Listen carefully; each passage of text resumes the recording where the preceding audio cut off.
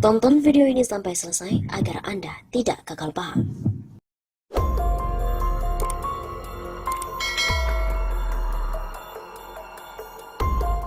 Bungkamnya parlemen diungkap ketika pemerintah menggadai murah Indonesia pada Cina, dan hal ini membahayakan.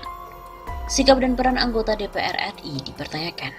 Hal ini lantaran mereka hanya diam ketika pemerintahan Joko Widodo melakukan utang besar-besaran ke negeri Cina. Begitulah kata aktivis yang juga merupakan mantan Sekjen Prodam, Satyo Purwanto, usai setuju dengan sikap Presiden Tanzania John Magufuli yang membatalkan pinjaman dari Cina. Magufuli menolak utang Cina lantaran menganggap syarat yang diberikan tidak masuk akal dan hanya bisa dipenuhi oleh orang mabuk. Yang heran kok DPR RI selama ini mereka diam-diam saja. Sementara pemerintah ngecrek nyari utangan sampai terkesan gadai murah nasib dan masa depan RI. Begitu kata Satyo Purwanto pada hari Senin 27 April. Seharusnya, kata Satyo, DPR merupakan pihak yang harus bersuara lantang atas utang yang dilakukan pemerintahan Jokowi. Apalagi utang dalam jangka panjang dapat membebani generasi bangsa. Mestinya Komisi Pertahanan, Komisi Polhukam, Komisi Keuangan di DPR RI teriak paling kencang soal hutang, karena berpotensi menjadikan negara tersandra, bahkan terjerat hutang dalam jangka panjang yang akhirnya membuat negara tidak berdaulat lagi, dan hal ini membahayakan masa depan RI. Begitu tegasnya.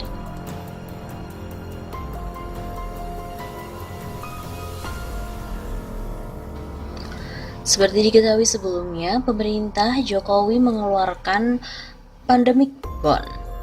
Pakar Politik dan Hukum Universitas Nasional Jakarta, Saiful Anam, mengatakan keputusan pemerintah Joko Widodo untuk menerbitkan surat utang dengan memanfaatkan pandemi coronavirus COVID-19 akan mendapatkan konsekuensi yang begitu berat. Pasalnya, pandemic bond yang dikeluarkan Menteri Keuangan Sri Mulyani Indrawati dianggap akan memberikan tambahan beban kepada rakyat Indonesia. COVID-19 jauh menjadi dasar legitimasi pemerintahan Jokowi untuk menambah hutang, apalagi dengan nominal yang fantastis sangat besar. Jangka waktunya pun sampai 50 tahun, dan jangan sampai pemerintahan Jokowi juga mewariskan utang kepada seluruh anak bangsa. Begitu katanya. Karena itu ia juga mengatakan jika surat utang tersebut benar diterbitkan, maka kepercayaan masyarakat terhadap Presiden Jokowi semakin meruntuh. Terkait dengan rencana tersebut, Jokowi juga mesti berhati-hati, karena jeratan utang akan melunturkan kepercayaan publik kepada pemerintahan saat ini. Bahkan sambungnya, Jokowi bisa digeser oleh DPR RI jika tetap memaksa berhutang. DPR kalau mau pun bisa menggunakan dasar hutang sebagai pintu masuk impeachment dari Presiden secara konstitusional. Apalagi di masa-masa pandemik saat ini, masyarakat bisa dengan mudah terprovokasi oleh isu-isu yang tidak populis. Begitu tegasnya.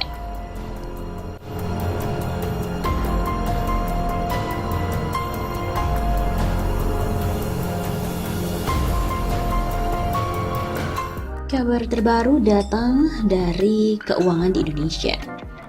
Republik Indonesia menerbitkan surat utang dolar terbesar sepanjang sejarah. Menteri Keuangan Sri Mulyani Indrawati mengungkapkan, Indonesia berhasil menerbitkan surat utang dengan denominasi dolar saat pandemi COVID-19 atau virus corona mewabah. Ada 3 jenis utang yang diterbitkan dengan tenor terpanjang mencapai 50 tahun. Adapun nilainya mencapai 4,3 miliar US dollar atau sekitar 68,6 triliun rupiah dengan kurs Rp16.000. Ini adalah penerbitan terbesar dalam US bond dalam sejarah RI. Dan Indonesia juga jadi negara pertama yang menerbitkan sovereign bond sejak pandemi COVID-19 terjadi.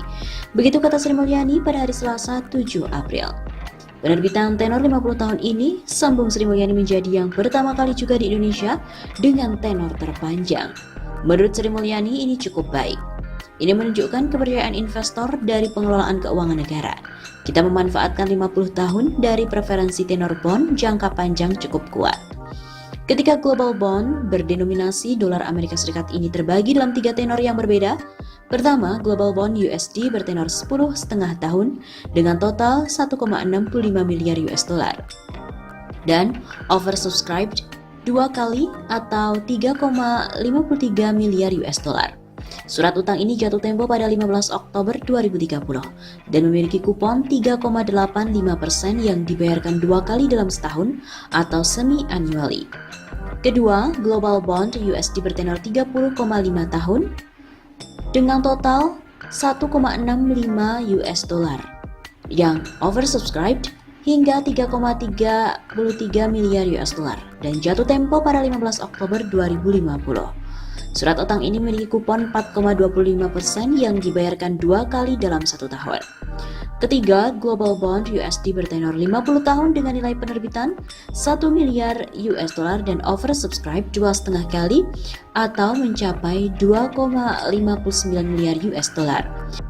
Surat utang ini jatuh tempo pada 15 April 2070 dengan kupon yang ditawarkan 4,45% yang dibayarkan 2 kali dalam 1 tahun. Global Bond RI ini akan listing di Singapore Exchange dan juga Frankfurt Stock Exchange dengan rating Baa2 dari Moody's, BBB dari S&P dan juga BBB dari Fitch. Sementara untuk joint lead manager Citigroup Global Market Inc, Deutsche Bank, Goldman Sachs, Standard Chartered Bank, The Hong Kong and Shanghai Banking Corporation Limited, serta co-manager Dana Reksa Sekuritas dan juga Trimegah Sekuritas.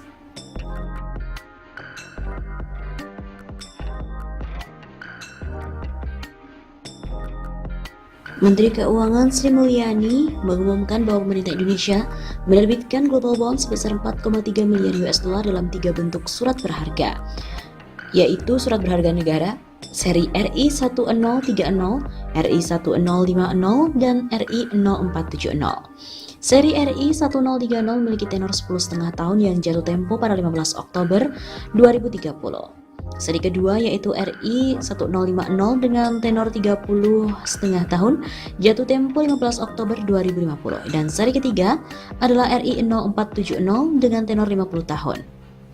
SBN yang ketiga adalah series baru yang belum pernah diterbitkan sebelumnya, adalah RI 0470, jatuh tempo dan tenornya 50 tahun. Penerbitan dengan tenor 50 tahun ini juga merupakan tenor terpanjang yang dilakukan oleh pemerintah Indonesia. Hal ini secara implisit menunjukkan kepercayaan investor terhadap track record kondisi ekonomi dan pengelolaan keuangan negara. Indonesia juga merupakan negara pertama di Asia yang menerbitkan sovereign bond sejak pandemi COVID-19 terjadi. Dari bulan Februari sampai dengan Maret, tidak ada satupun negara di Asia yang masuk ke global bond karena volatilitas dan gejolak yang sangat besar. Sri Mulyani mengatakan penerbitan ketiga seri SBN tersebut adalah penerbitan terbesar di dalam sejarah penerbitan US dollar bond oleh pemerintah RI. Penerbitan USD bonds ini untuk menjaga pembiayaan aman sekaligus menambah cadangan devisa bagi Bank Indonesia. Pemanfaatan dari penerbitan ini sangat positif di tengah turbulensi pasar keuangan global. Penerbitan global bond ini dilakukan secara elektronik tanpa ada pertemuan fisik karena semua melakukannya dalam kondisi work from home, termasuk roadshow-nya.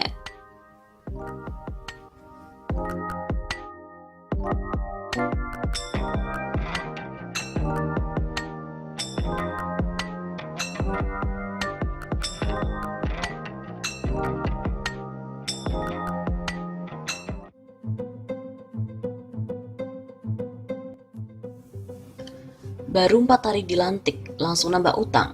Bukti, Sri Mulyani, Menteri Keuangan gagal. Sri Mulyani memberikan lampu hijau untuk menerbitkan surat utang berdenominasi valuta asing atau falas atau global bond yang ditawarkan ke investor asing. Penerbitan surat itu akan dilakukan dalam waktu dekat ini. Baru 4 hari dilantik untuk menjabat di periode kedua, Sri berkilah bahwa penerbitan global bond karena mempertimbangkan kondisi tingkat bunga acuan dunia yang tengah menurun. Kondisi ini memungkinkan pemerintah bisa menarik utang dengan tingkat bunga yang lebih rendah kepada pemberi utang. Analis ekonomi politik Kus Fiardi berpendapat rencana menerbitkan surat utang mengindikasikan bahwa Sri Mulyani telah gagal menjabat Menteri Keuangan. Menurutnya selama ini Sri Mulyani selalu meleset dalam menentukan target ekonominya. Selama Sri Mulyani menjabat tidak pernah sesuai target. Utang bertambah signifikan, tidak ada perbaikan ekonomi. Berarti Sri Mulyani ini gagal mengaransemen keuangan negara untuk hal-hal produktif, kata Kus Fiardi kepada kantor berita politik RMOL pada hari Minggu 27 Oktober. Kus Fiardi melihat selama menjabat, Sri Mulyani terkesan tidak mau tahu tentang kinerja keuangan negara, seperti optimalisasi pajak, bagaimana sistem kontrolnya dan sistem pengendaliannya. Kata Kus Fiardi ini adalah bentuk kemalasan, karena solusi defisit keuangan ujungnya selalu utang. Selama ini pajak kita belum optimal, baik pemungutan, sistem kontrol, dan sistem pengendalian tidak berjalan maksimal. Ini kemalasan Sri Mulyani soal kompetensi, bahkan patut diduga disengaja kinerja pajak tidak dioptimalkan, supaya ada ruang pemerintah terus berutang. Tutur Kus Fiardi. Sri Mulyani beralasan rencana utang itu disebabkan defisit anggaran pendapatan dan belanja negara APBN 2019 sebesar Rp199,1 triliun atau 1,24% dari produk domestik bruto.